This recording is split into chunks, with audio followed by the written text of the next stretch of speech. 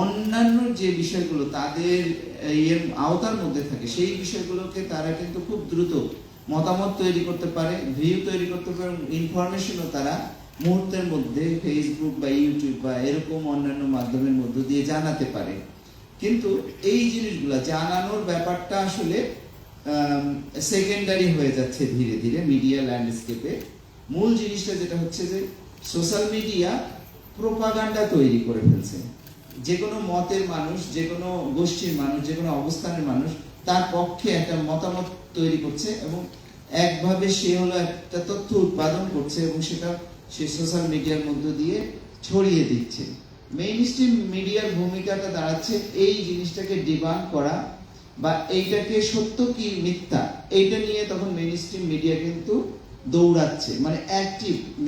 Mainstream media হচ্ছে passive, হচ্ছে আগের তার যে অ্যাক্টিভ ভূমিকা সেখান থেকে সে প্যাসিভ ভূমিকা চলে যাচ্ছে এবং যে দর্শক বা যে শ্রোতা বা যে অডিয়েন্স সে হলো অ্যাক্টিভ হয়ে যাচ্ছে এবং প্যাসিভ অবস্থান থেকে সে চেঞ্জ হচ্ছে একটা জায়গায়। এবং এটা সম্মিলিতভাবে সে এমনভাবে অ্যাক্ট করে যেখান থেকে আমরা বুঝতে পারছি যে এইটা অ্যাপারেন্টলি মনে হয় যে একটা ইন্ডিভিজুয়াল হয়তো অ্যাক্ট করছে, কিন্তু আমরা যদি এটা একটা নেটওয়ার্ক সিস্টেমের মধ্যে দিয়ে খেয়াল করি দেখবো যে এইটা একটা সোশ্যাল মিডিয়ায় এক ধরনের অ্যাসোসিয়েশন, এক ধরনের নেটওয়ার্কিং, এক ধরনের গ্রুপ এবং এর তাদের এক ধরনের নেতা থাকে, তাকে ফলো করা ইত্যাদির মধ্য দিয়ে একটা কিন্তু সে নেটওয়ার্ক মেনটেন করে এবং সেই নেটওয়ার্কের মধ্য দিয়ে সে এই ভুল তথ্য, সঠিক তথ্য, প্রোপাগান্ডা বা তার মতামত সেটা কিন্তু সে সোশ্যাল মিডিয়া ছড়ায় এবং সারা বিশ্বেই এখন সবচেয়ে বেশি পাওয়ারফুল উইং হলো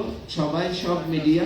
বাংলাদেশের এখানে যদিও পিছিয়ে আছে কিন্তু সবাই একটা চায় যে সোশ্যাল মিডিয়া আজকে শহীদ মিনার হঠাৎ করে ধরেন খবর আসলো যে পরশু রাতে ভাঙা হচ্ছে, শহীদ বুদ্ধিজীবী স্মৃতিসৌধ ভাঙা হচ্ছে। এখন প্রত্যেকেই কিন্তু এই জিনিসটা অনেকে শেয়ার করছে, অনেকেই এটা দেখে উদ্বিগ্ন হচ্ছে। তারা বলছে যে হ্যাঁ, দেশ তো জামাত শিবিরের হাতে চলে গেছে, এটা খুব স্বাভাবিক। হ্যাঁ, এরকম একটা সে কিন্তু একটা কেউ বিশ্বাস করছে, কেউ অর্ধ বিশ্বাস করছে, কেউ হলো পুরো বিশ্বাস করছে করে কিন্তু সে এই নিউজটা নিয়ে এসে একটা ইনঅ্যাক্টিভ ভূমিকায় থাকছে। তার মধ্যে কেউ কেউ ইনঅ্যাক্টিভ, কেউ কেউ প্রতিক্রিয়া দিচ্ছে এবং কেউ খুব সন্দিহান অবস্থায় আছে। এখন সবচেয়ে গুরুত্বপূর্ণ হলো কোনো একটা মিডিয়া ওই স্পটে যাবে, গিয়ে এইটা ফ্যাক্ট চেকটা করবে আসলে ঘটনাটা কি ঘটছে। এবং আমি দেখেছি যে ওয়েস্টার্ন মিডিয়া গুলোতেও প্রচুর মানে এই যে মিস ইনফরমেশন এবং ডিসইনফরমেশন ডেস্ক তৈরি হচ্ছে, যেটা এর আগে কল্পনাও করা হয়নি যে এই ডেস্কটা একটা নিউজ পেপার বা টিভি বা অনলাইন বা যে কোনো একটা মিডিয়ায় থাকবে, যে একটা মিস ইনফরমেশন এবং ডিসইনফরমেশন ডেস্ক থাকবে, একটা ফ্যাক্ট চেক টিম থাকবে, তারা সব সময় কাজ করতে থাকবে এবং খুবই অ্যাক্টিভ। সবচেয়ে ভাইব্রেন্ট টিম হবে হলো ফ্যাক্ট চেক টিম। এখন এইটা নতুন বাস্তবতা হচ্ছে, কারণ এখন মিডিয়ার ভূমিকাটা চলে যাচ্ছে হলো রিঅ্যাকশনারি, রিঅ্যাক্টিভ ভূমিকা, যেখানে হলো সে সোশ্যাল মিডিয়ার প্রতিক্রিয়াটাই সে যাচাই করবে এবং এটাই সোশ্যাল মিডিয়াই হলো মূল মতামতটা সে নিয়ন্ত্রণ করছে। এখন এইটা জায়েদ ভাই একটা খুব গুরুত্বপূর্ণ প্রশ্ন বলেছেন যে আসলে তো এটা চাহিদা থাকে, চাহিদাটা কিরকম? এইটা একটা মানে আমরা এমন একটা নতুন যুগে আসছি যে ধরেন আমাদের প্রত্যেকেরই, আমরা যেটাকে আগের যুগে 90 দশকেও যেটাকে আমরা প্রাইভেসির অংশ মনে করতাম, যেটা মনে করতাম যে এটা আমার ব্যক্তিগত তথ্য, আমি এটা জানাবো না এবং কেউ জানলে এই জিনিসটা আমার জন্য একটু আমি বিব্রতকর অবস্থায় পড়তাম, সেই তথ্যটা কিন্তু আমি স্বেচ্ছায় এখন ফেসবুকে বা ইউটিউবে পোস্ট করি। ফলে আমাদের একটা জিনিস হয় যে অ্যাক্ট করে আমরা হলো যে এই প্রাইমারি লেভেল থেকে একটা সেকেন্ডারি লেভেলে অ্যাক্ট করতে থাকি, মানে একটু টাফার লেভেলে আমরা অ্যাক্ট করতে থাকি। আমাদের যেহেতু প্রাথমিক তথ্যগুলো জানা হয়ে থাকে এবং আমরা নিজেদের সম্পর্কে ওই ধারণাগুলো ছড়িয়ে দিয়েছি, ফলে আমাদেরকে প্রাইভেসির একটা নতুন ধারণার মধ্যে থাকতে হয় যে আমি কোথায় চাকরি করি বা কোথায় ঘুরতে গিয়েছি, কি খেলাম দুপুরে, কোন রেস্টুরেন্টে চেক ইন দিলাম, এগুলো আর ব্যক্তিগত তথ্য না, বরং কারোর সাথে আমি যদি মানে ব্যক্তিগত চ্যাট করতে থাকি সেটা যদি প্রকাশ হয়ে যায় সেটাকে আমরা এখন ব্যক্তিগত তথ্য হিসেবে ধরি। কিন্তু এই যে সমস্যাগুলো আমরা এখন মানে এই যে আমাদের তথ্যগুলো প্রকাশিত হয় এখান থেকে যেটা একটা ব্যাপার হয় যে বাজারে তো ফেক নিউজ বা ভুল নিউজ বা প্রোপাগান্ডা নিউজ এগুলোর একটা চাহিদা তৈরি হয়। তো এই প্রসঙ্গে আমি জাহিদুর রহমানের বক্তব্য শুনতে শুনতে আমার একটা বাংলা সিনেমার কথা মনে পড়লো। সেই সিনেমাটা আপনারা অনেকে দেখে থাকবেন, নায়ক নায়িকার নাম আমার মনে নেই, কিন্তু একটা নদীর ধারে একটা দৃশ্য। সেই দৃশ্যটা হলো যে একজন চরিত্র, এক নারী চরিত্র, সে হলো এক ছেলেকে ভালোবাসে। তো ছেলেটা হলো তাকে খুব বেশি ইয়ে করছে না, পাত্তা দিচ্ছে না। তখন ও খুব চাপ দেওয়ার পরে ওই ছেলেটা বলে যে আমি তোমাকে খুন করব।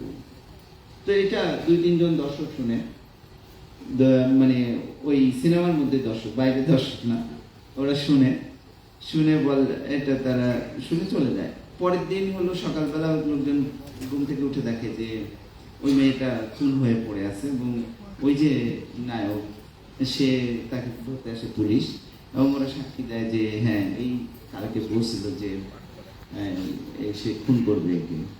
আসলে জিনিসটা হয় যে এটিএম শামসুজ্জামানের কথা মনে আছে, উনি ভিলেন ছিলেন সেই সিনেমায়। তো উনি খুব মানে কঠিন ভিলেন ছিলেন, আপনারা হয়তো এখন তাকে নাও চিনতে পারেন। তো উনি এই চক্রান্তটা করে।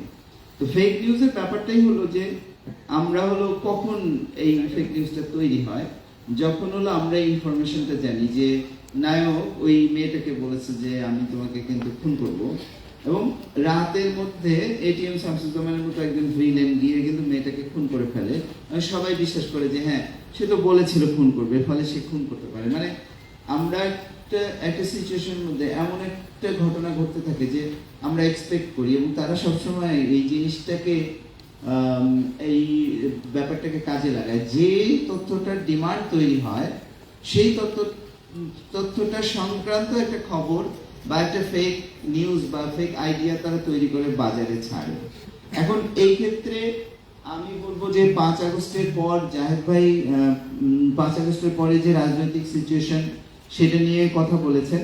আমি বলবো কি যে এই সিনেমার কথা যদি আমরা মনে করি তাহলে আমাদের আরেকটু বিষয় মনে করতে হবে যে 5 আগস্টের আগে শেখ হাসিনা বা আওয়ামী লীগের পক্ষ থেকে কি বলা হতো। শেখ হাসিনা বা আওয়ামী লীগের পক্ষ থেকে বলা হতো যে তারা যদি এই ফ্যাসিস্ট রেজিম যে আওয়ামী লীগের, তারা যদি এই দেশের ক্ষমতা থেকে চলে যায় তাহলে এখানে হলো এই দেশটা জামাত শিবির বা উগ্রবাদী ধর্মীয় যে এই লোকজনের হাতে চলে যাবে।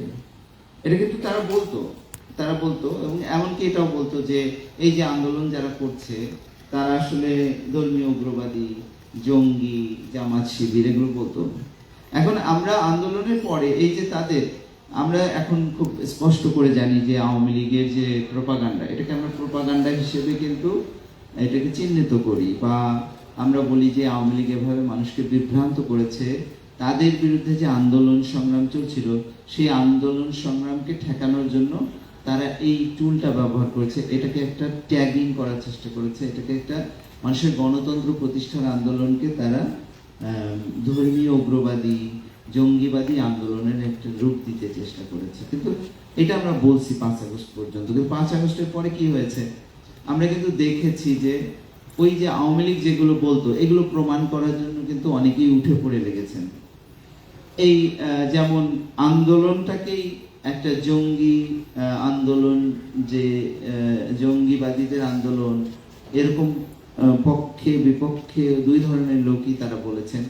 আন্দোলনটা যে জামাত এবং শিবির করেছে মুখ্যত সেটা তারা এস্টাবলিশ করার চেষ্টা করেছেন, আন্দোলনটা যে হেফাজত করেছে সেটা এস্টাবলিশ করার চেষ্টা করেছেন, এবং এই আন্দোলনটা যে এক ধরনের সুন্নি আন্দোলন এরকম একটা ধারণা থেকে কিন্তু তারা এই যে আমাদের যে অল্টারনেটিভ যে মতগুলো, ধর্মীয় মতগুলো, সুফিবাদী যে অংশগুলো, সেই মাজারগুলোতে কিন্তু হামলা করা হয়েছে। প্রায় 90টার মতো মাজারে হামলা করা হয়েছে।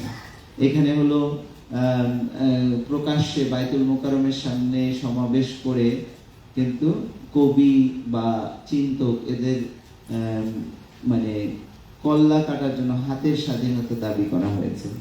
তারপরে জাহিদ ভাই বেশ কিছু উদাহরণ দিয়েছেন। তো এটা কি, আমরা তো দেখছি যে আওয়ামী লীগ যেটা বলছিল যে যেটাকে আমরা বলতাম জুজুর ভয়, প্রোপাগান্ডা, গণতান্ত্রিক আন্দোলনকে ক্ষতিগ্রস্ত করার চিন্তা, প্রচেষ্টা, সেই জিনিসটা কিভাবে ঘটছে বাস্তবে, ওই জিনিসটা কিভাবে ঘটছে? তার মানে কি এটা কি একটা ওরকম, মানে পেছনে কি সেই সিনেমার একজন ভিলেন আছে যে এটিএম শামসুজ্জামানের ভূমিকায় আওয়ামী লীগ যা যা বলছিল যে তারা চলে গেলে এই ঘটনা ঘটবে, তো সেগুলো বাস্তবায়ন কেউ করছে? মানে এটা কি একটা খুবই ম্যানুফ্যাকচার, একটা প্ল্যান, কোনো একটা ব্যাপার যে এই আওয়ামী লীগ চলে যাওয়ার পরে আমাদের দেশে যা হবে বলে আওয়ামী লীগ ভেবেছিল, বলেছিল, অ্যান্টিসিপেট করেছিল, সেগুলো প্রমাণ করার জন্য কেউ গুরু দায়িত্ব পালন করছে একটা সম্মিলিতভাবে?